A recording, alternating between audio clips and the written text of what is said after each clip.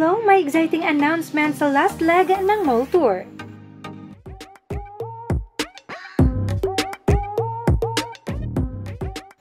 Nakakatuwang makita ang sobrang dami ng tao sa last leg ng mall tour ni Pablo na umabot pa sa 4th floor.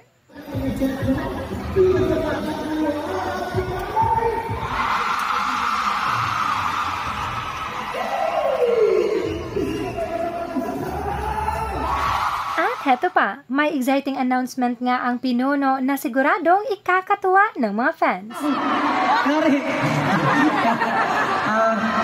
Sige, tingin po natin kung ano pwede nangyari. Pero,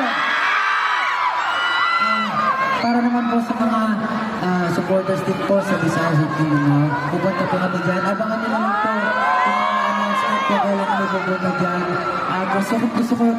Gusto ko po kayo pasalamatan. Kaya pupunta po talaga ako dyan in person. Kahit kami sa Brothers.